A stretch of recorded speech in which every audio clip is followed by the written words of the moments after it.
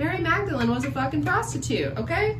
And I've heard that Mary Magdalene and Jesus were a thing. So, like, Jesus is down with the sex workers. You know?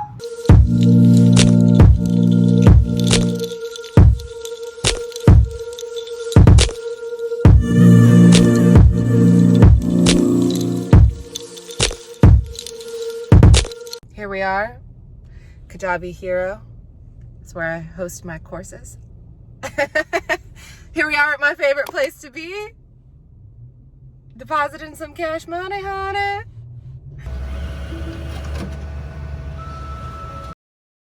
So it's Sunday and it's 12:42. I've almost been working already for 7 hours on my business. I've been building up my new curriculum. I just went over my training call on a diamond in the rough. The trajectory of your client's phases with money and their finances. It's fucking fire. It's metaphors on metaphors on metaphors. So now I'm gonna take a body shower, then do a little meditation, and then start getting ready to go to work. My last shift of the month, last shift of November.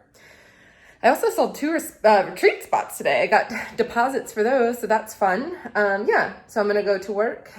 I'm bouncing all over. Work, strip. But I'm gonna go to work, last shift, and then I'm gonna come home, do my money count, whatever I need to do, and then pack, because tomorrow I'm going to Nashville. So you'll see my travel vlog in the next one after this. Yeah. I don't think I have anything really good in here. I have some Power One bars. New flavor here. But I haven't, buttered pecan. I have not tried that one yet. Oh, I also started this fun thing on Instagram stories where everyone who's joining my wait list for the Rich Method, I'm putting them up and celebrating that. This is where I've been living 24/7 the last fucking week of my life. I'm gonna meditate. I'm naked. Blur that out. We can't show that on YouTube. Gonna get ready. Pop on into work for a little bit. As you see, I'm starting to pack. I'm such a last minute packer. My intention for today is to go in, make money fast, only be there for a few hours, per usual, let's be honest. And then come home and pack, because I got an early morning flight tomorrow out to Nashville for Thanksgiving. I'll be there for a week. It's so interesting to me. So when I was 16, I moved in with my aunt in California. She lived in Temecula. Well, rewind. I grew up in Washington State, and my aunt and I have a very special relationship and connection. She has 3 daughters. One is my age, and then 2 younger ones. They lived down the street from us in Washington for a long time, and then they moved to California. And so when I was a teenager, there was some, you know, I didn't want to be told what the fuck to do, okay? Let's be honest about it. And my mom and I didn't get along, and my mom didn't want to parent me anymore, so she said I couldn't live with her. So I had to move in with my dad, and my dad at the time, me and my dad at the time, we also didn't have a good relationship. And he was kind of like, they had gotten divorced and he was kind of gone. Anyway, so he's coming in to try and like parent me as a like bitchy 16-year-old, and I'm like, where the fuck have you been? So anyways, and he's like all super born again, like telling me if I don't believe in Jesus, I'm gonna fucking go to hell. Funny thing is, he still says that shit to me. Ugh. Anyways, not accepting people for their different beliefs and stuff, that's a whole nother topic. But anyways, so there was like a lot of stuff going on, you know, like tension between me and him. One night when I was 16 years old, I came home and I had been with one of my friends, and my dad and I got into a fight, as we normally did, and I started crying, and he's like this big dude, like he's a big fucking guy, and he was like making fun of me for crying, and so I like slapped him on the chest, and I was like, stop, because like we were fighting for 2 hours, like I was crying. He thought I was high. I was not high. Anyways, it was summer, and he had a sunburn, and it was red. And so I slapped him on the chest because he wouldn't stop making fun of me, which granted, of course, let's not hit people, duh. He had me arrested for assault when I was 16. So I got arrested, and after I got out, I had to like spend the night in juvie. And when I got out, I was like, I'm not fucking living with that guy. Like, there's no way, right? This is what I felt like at the time. Anyways, so my mom didn't want me, didn't want to live with her. Actually, it was an option. My dad didn't, I was not going to live with him. And so I moved in with my aunt when I was 16. The aunt who is with me this week. Anyways, that's kind of a long story. So I moved in with her family when I was 16, in 2005, August of 2005. And it's just really interesting because she's always been like home base for me. Like a sense of like security and safety and family. Like she's my aunt, but she's my godmother. She's like my sister, my fucking mentor, my life. She's like all the things, best friend, you know. So she lived up in Temecula for years, and it's funny because everyone in the family has been slowly moving away. So her daughter, my cousin, moved to Nashville in 2019. And then last summer, my aunt and uncle moved to Nashville. That was so hard for me. Oh my God, that was just like the craziest. And then she has 2 other daughters. So the other daughter just moved to Boise a few weeks ago. And then just yesterday, the last cousin is literally en route to Nashville right now. And so it's like strange because I'm like energetically the only person left. I'm the only person in my family left in California. So it's really interesting. I don't think I'm gonna be here for my whole life. There's like reasons for that. You know, and I have a property in Nashville, and I've gone through periods of like, I want to go, but I don't like dancing in Nashville at all. So I'm like, I go back and forth because I'm like, I love my life here in San Diego, you know, and sometimes I want to change. I'll know when the time is right, the time is right. Maybe ayahuasca can give me some guidance on that. But yeah. Yeah, speaking on like relationships, really quick, going back to that, you know, relationships require effort and work and communication and love and acceptance and, you know, yeah. My dad and I had like, didn't talk for like 9 years. At my sister's funeral, I wouldn't even acknowledge him because I was so fucking mad at him still. Like I was like 17, you know, and all that stuff had like recently happened. Anyway, so I didn't talk to him for 9 years. And then when I was 24, we ended up talking and like reconnecting and really growing our relationship after that. Didn't tell him I was a stripper until I came out the stripper closet. That was a whole fucking big issue with him. It's Christian and has all these judgments on it and all this stuff, you know. But anyways, last summer, me and him got in a huge fight. Because I was listening to the book Attached, which was one of my favorite books. We were listening to it on audio, and he got all in his shit, and then he like went on this like fucking tangent about how like, if I don't accept Jesus Christ as my Lord and Savior, then I'm gonna fucking crash and burn, and I'm going to hell, and me and him are so similar, and like this is exactly what he went through, and it wasn't until he like accepted Jesus that his life turned around, and it was just like so much force and pressure on me to be like, believe what I believe or you're going to hell. And it's just like,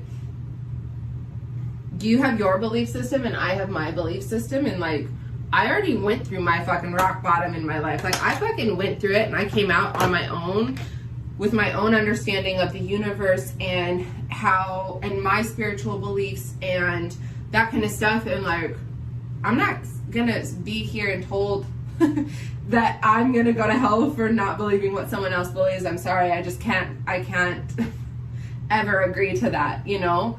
I talk about spirituality, I talk about manifestation, I talk about the universe, and I share about it, but I never will ever say to someone, if you don't believe what I believe, then you're going to hell. Because I don't fucking believe that, you know? Like, I respect other people's model of the world. I respect other people's beliefs. I respect that there's different belief systems. If it works for you, if you're happy, if you're a good person, if you're doing good things, then cool. We can believe different things, you know? So, anyways, any of you strippers out there who perhaps struggle with this as well, maybe your family is like, oh, she's going to hell for being a stripper. It's like, love and release them, you know? Mary Magdalene was a fucking prostitute, okay? And I've heard that Mary Magdalene and Jesus were a thing. So, like, Jesus is down with the sex workers. You know? We're doing good in this world, dude, you know? It's Men's Mental Health Awareness Month. And do you know how many men come into the club because they are so lonely and so desperate for that basic need of human connection that, like, you know, society and judgment wants to look at this at strippers and think that it's like all bad and all of these weird judgments. And it's just like, if you could understand like the deeper level of providing that connection for people and how much strippers actually do for men's mental health, perhaps you would reframe your perspective on strippers, maybe. But you're probably not watching this if you feel that way, to be honest. So I'm just eating a quick snack here, some chicken, which I had made in the air fryer, and I dip it in this sauce. Let's see, this buffalo ranch. I wanted to share something on the label that it says. Dairy-free, gluten-free, soy-free, sugar-free. Good. This is not a low-calorie food. Good. Gotta keep it nice and juicy. I just thought it was so funny. Not a low-calorie food. Thank you for letting me know. Okay, 2:18. Ready to go into work with my luxurious hair. I decided I'm gonna have fun with wigs, and I was like really working through losing my real hair. Sometimes when people, their bodies go through like shock of like what happened this summer, your body just rejects your hair a couple months after. And so my body is just like rejecting my hair. But like, I have fake tits, I have fake lips. Of course, why would I not have fake hair? And also extensions. I love me extensions. So it's the difference between a fucking wig and an extension. I had this weird thing going on in my head. But now I'm like really getting into it, and I found this Instagram and I'm obsessed, and I'm like, I'm gonna have a fuck ton of wigs. And I found this one that they like, it's called a full lace, and what they do is they like glue it on so it can stay on for like a week to 2 weeks, probably longer. But you can like put your hair up and it looks real. So I'm gonna be all about the different hairstyles and about the different wigs, and I'm just gonna own it, and I'm just gonna have fun because it's so pretty. Look at this long, pretty hair. Yes, please. That's my pep talk for myself today.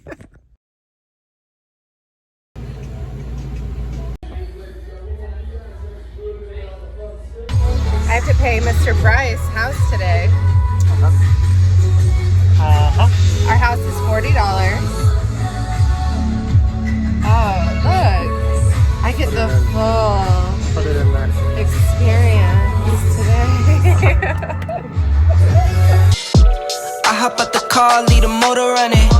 Why you always talking like you know something? Why you always talking, going show 'em something? No stunt double, I do my own stunt. Could take a year, I'll still have that paper coming. Put like 10 on the 90, I keep it so on it. All in the club, we don't do no clubbing. Throw like 10 on the 90, I keep it so on it. Orange label, I might pop me too.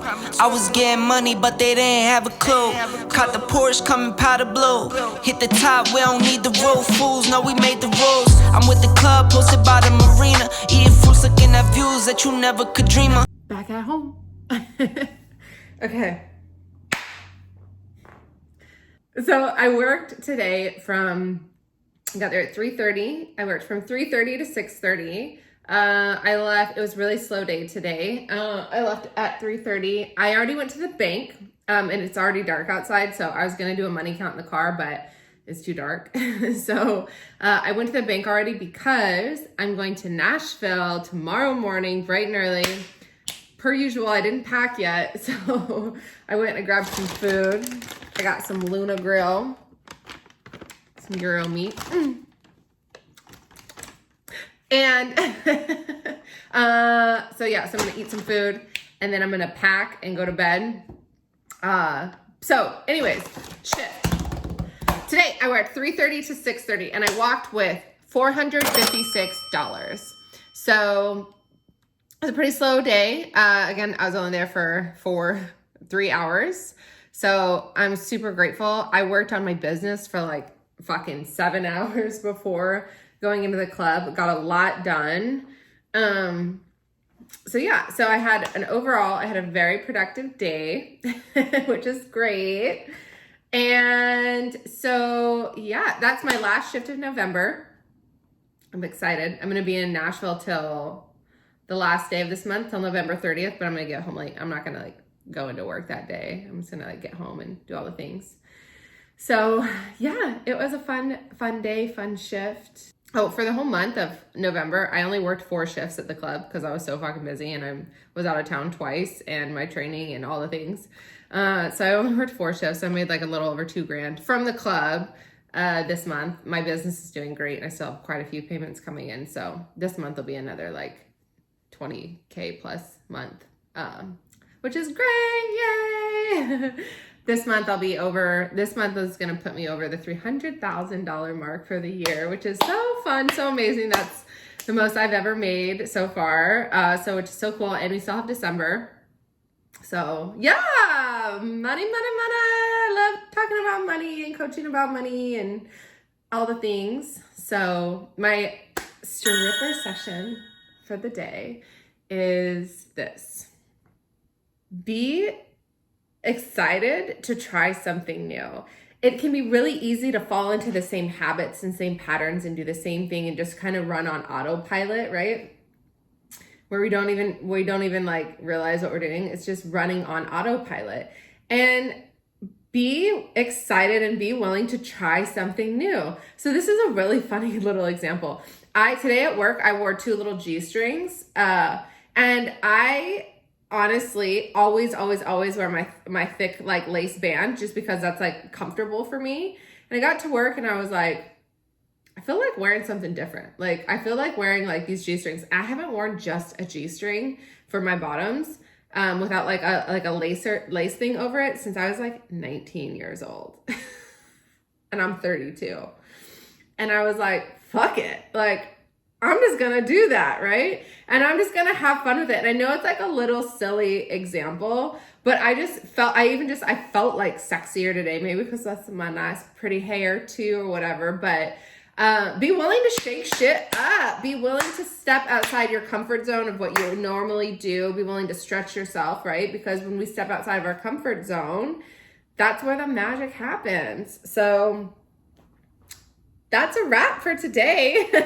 Thank you so much for watching my YouTube channel. If you haven't already, make sure and subscribe, comment, like, share, all the things. If you're interested in coming to my retreat or if you're interested in becoming a certified Rich Method coach, make sure and hit me up. All the links are in the description of this video, as well as follow me on Instagram. Slide into my DMs. I'm very active over there. And until next week, you're going to come and see my Nashville trip. So I'm super excited about that. And until next video, I hope you have an amazing, wonderful, prosperous day. And go out there and make it rain, baby. it up.